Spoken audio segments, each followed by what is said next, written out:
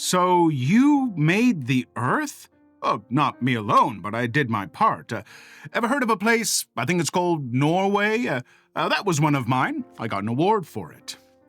That is a quote from The Hitchhiker's Guide to the Galaxy, the movie, not the book, sorry, it just worked better, from one of the original collaborative world builders whose name is, well, it's not important. But what is important is that they were just a part of building the grand, incredible world we live in.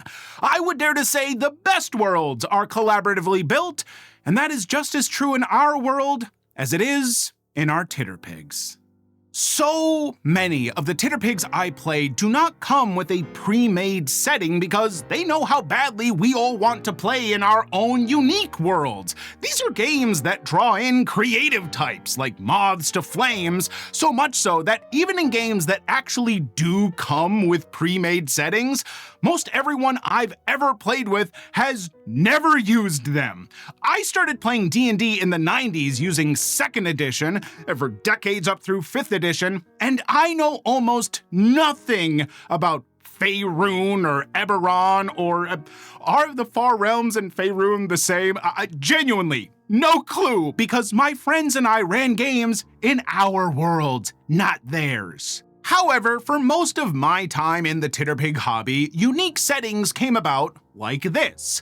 A GM spent days, maybe weeks, coming up with ideas for a setting, then they would write out some 10 to 30 page setting document with all the important history and culture and almost always some system for the calendar and currency that was as unique as it was needlessly confusing, and all the players were expected to read that document and create characters that fit within the setting. Then you play in that world and promptly forget 80% of the stuff that you read, but maybe, if you were lucky, the players would eventually get invested in the world and you would have a rad game. Now let me tell you, that's good, but it could be better. How? Stop.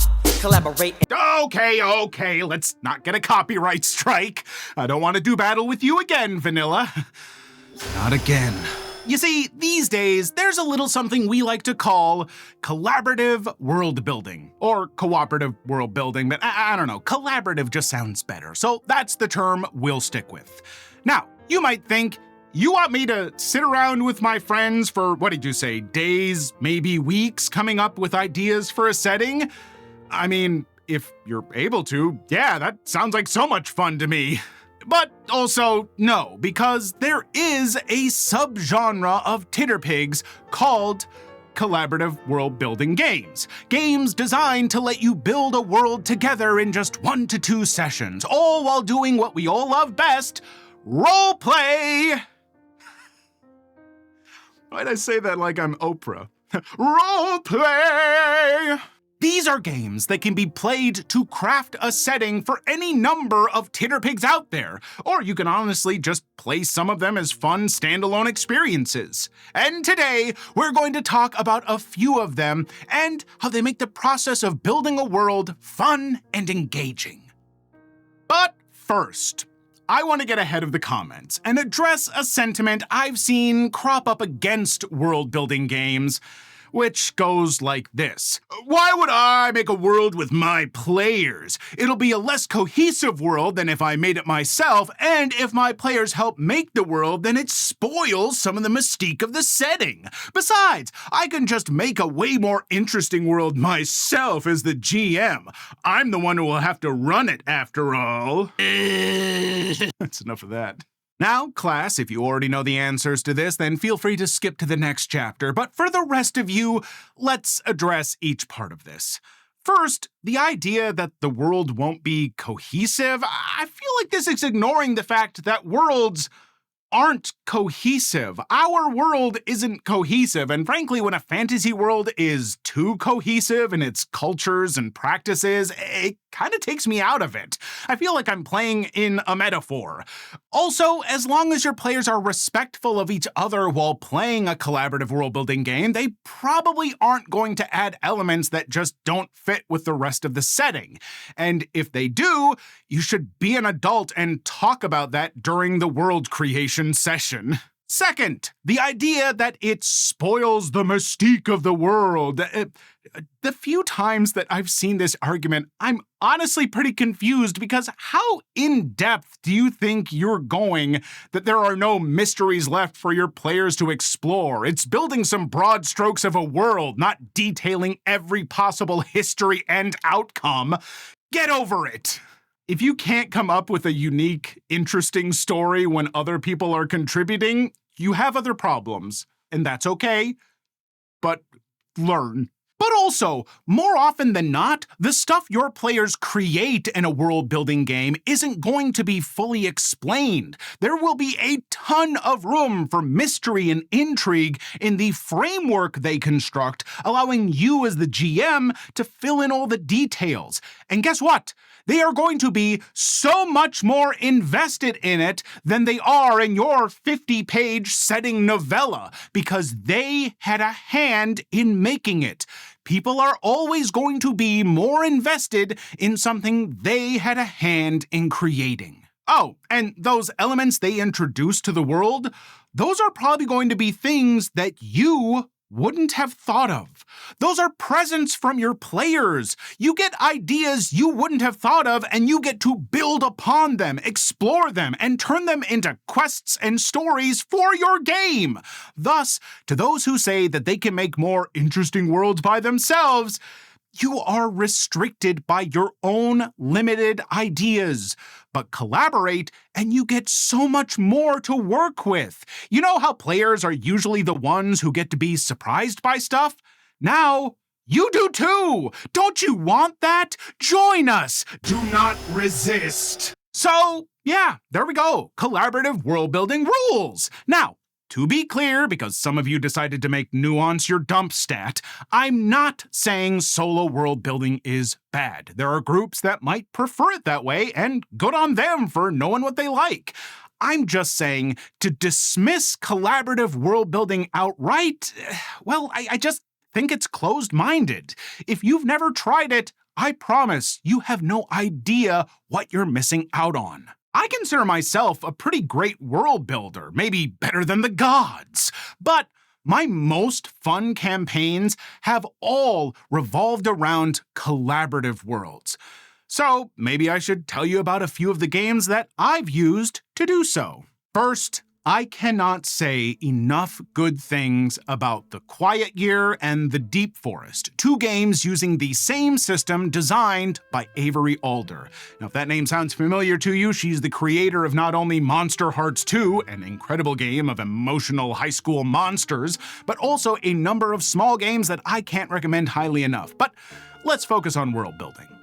Both The Quiet Year and The Deep Forest take place over the course of a single year. In The Quiet Year, you play a group of people in a region that is preparing for basically something apocalyptic that's going to occur, whereas in The Deep Forest, you play a group of various monsters in a forest preparing for the return of human heroes and colonizers.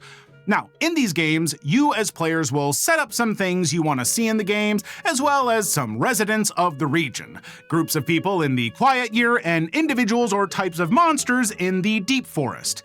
Finally, you establish some stuff that people like and are against on like a belief system level, taboos and things they do's. Then, going in whatever order it says, because there are no GMs, the first player will draw a card. Now, the cards will be separated into suits, and you'll start with hearts. This card will prompt the player with a choice of questions or conundrums that they have to answer through little creative storytelling using either the NPCs they created or that someone else created. Yeah, you don't start thinking of any one thing in this game as yours just because you introduced it, because anyone could change details about it. It's collaborative. After that, they either get to work on a project, uncover something new, or hold a little gathering of NPCs where each player is inhabiting one as they decide on something together. Each turn by a player like this represents 1 week of time, and each suit represents a season in the year the game takes place. Once you get through a suit, that season is over, and once you draw the Ace of Spades, the game is over. Through all of this, you might start a project only for someone else to finish it, or you might encounter some prompt that causes a project to fail, or something dramatic to change in a way that might alter the course of everything you were all working on. As much as you might think that these limited options would lead to similar results each time, I've yet to see a game play out too similarly. Of course, the world you're creating with either of these games is pretty specific and limited to a single region, but honestly, it leads to such interesting inspirations for campaigns. You could play a game that takes place elsewhere during that same year. You could play a game in a world that exists in the aftermath of that apocalypse. You've all established a lot about this world within that year, but there is tons more to play with for further Titterpig adventures. But what if, while world building, you want to focus on more than 1 year? A lot more. And also, a lot less. What I'm talking about is Microscope, a game by Ben Robbins that's about history. In Microscope, 2 to 4 players will create a palette for the world they want to build. This means setting the stuff you all want to see in the world, like deserts, Rococo fashion, and trial by dance-off. And the stuff you all agree not to include in the world, like steampunk junk, demons, or anything that would remind us all of the dystopian hell-take we all have to deal with in the real world. Then you take turns establishing either periods, events, or scenes. First, you need periods, which are stretches of years, like dozens of years. Think Industrial Revolution or the Renaissance. The first player will establish a period, and later players can establish other periods either before, after, or in between other periods. And once you have periods, inside those periods, players can establish events, which are days to months long. Think things like battles, uprisings, festivals, whatever. The player will describe it, indicating how it turned out, and label it as either light or dark. Did it go good? Did it go bad? Finally, players can establish scenes within periods or events, which are literally like a fight, a battle, a negotiation, whatever. They can either describe it themselves, or they can enlist the help of their fellow players and all roleplay as characters to see how it goes, voting on outcomes and such. Now, there's obviously more to it. There's more to all these games, but I can't take the time to fully explain them. But those are the basics. And honestly, what an amazing way to create a broad history for a world that you all want to play in. What's fun is, if you do use Microscope to create a setting, you might not even consider it all history. I played Microscope where my friends and I decided we wanted to play a game of Blades in the Dark that took place during a certain period in the middle of the timeline we had created because we found that to be the most interesting bit of history to explore. Street magic! I'm sorry, did you say street magic? Yeah, that's the name of the next game we're talking about. I'm Sorry, Did You Say Street Magic by Caro Assertion is a game where you are specifically going to build a city together, the perfect way to create a setting for games that take place in a city instead of some huge world or vast region or big place. In I'm Sorry, Did You Say Street Magic, after you've all decided on the tone and mood of your city, very important for whatever game you're going to be running in it later, every round, one player will set the compass, giving the round a sort of central direction or focus. Then each player will decide if they're going to create/explore a neighborhood, a landmark, or a resident of the city, giving it life and color. One player might establish a neighborhood while another creates a landmark with it, and so on. Once every player has done this, then the player who set the compass will describe an event that changes the city in some way, letting all the other players give voice to the city in general, either asking questions, stating opinions, or showing the consequences of that event. Then the next player sets the compass and you start again. For games like Blades in the Dark, Urban Shadows, City of Mist, and more, this is such a great way to really build a setting full of people and places your players are all going to be really familiar with and want to visit or explore. It's simple, it's fun, and you need it. The last game I want to talk about is one that a lot of you might not be familiar with, mostly because I just released it. Surprise! This video was all leading up to the announcement that I've just released the collaborative world-building game I've worked on for years, Tales by TAVERN. Tales by TAVERN has you first drawing the map of your setting together, either a world, a region, or even a city, and then taking turns filling it with wonders, those fantastical landmarks and locations that, through the drawing of some cards, might be naturally occurring, man-made, magical, or maybe just dangerous. But that's all just the preamble to the real game, telling tales in some taverns. Players will take turns creating taverns in locations and choosing roles such as the tavern keeper, the adventurer, or maybe just the rabble. Then, using randomly drawn prompts, we'll be asked to tell role-appropriate tales about certain areas or wonders. The adventurer might tell a tale about how there is apparently a giant in the frozen north that only comes out in blizzards to devour any lost travelers who haven't covered their tracks. Or the merchant might tell the tale of how the queen of a nearby city has gone mad, capturing dozens of random people a day because she thinks there's a huge assassination plot against her. The thing is, these are just tales told by tavern light, by drunks and braggarts. There might be truth to them. There might not be. They're just the kinds of stories that people in the area would hear and possibly believe. And that's the whole point of my world-building game. It focuses on letting the players create and thus know the rumors and stories that their future characters in the TTRPG you play would be familiar with. And as a GM, you get to take those tales and use them as plot hooks and quests, deciding on just what truths those tales are based on. Your players get to help create the world while also filling it with mysteries that they'll want to explore. So hopefully after hearing about all these games, you can understand just how fun collaborative world building can actually be.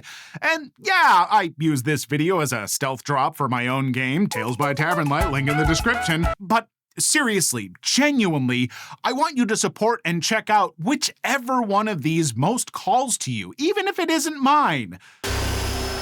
Because each of these games does something unique and different. I didn't create Tales by TAVERN because I think you should play it instead of The Quiet Year or Microscope or I'm Sorry, Did You Say Street Magic or any others out there. I created it because I wanted just another option, another way to come at collaborative world building because the more the merrier. Hell, even though I made my own game and have used it quite a few times, in the future, I will still turn to some of these others. You see, just like different titterpigs offer different experiences, so too is it with these games. Get one, get them all. Just don't ignore them, because there is no world more fun to play in than the one you made together. It's an after video preamble where I just say I'm working on more videos, but yeah, obviously I've spent a good deal of time working on my own little game. It's a pretty basic format right now, but I wanted to get it out there so people could have it, and if people really like it, maybe I'll do a Kickstarter with actual physical maps and stuff like that. I don't know. Tell me what you think in the description. Tell me what you think wherever you end up purchasing it from. I'd love to hear more feedback. I've play tested it with lots of people, have other people run it. People seem to like it, but I can take some criticism. Be gentle.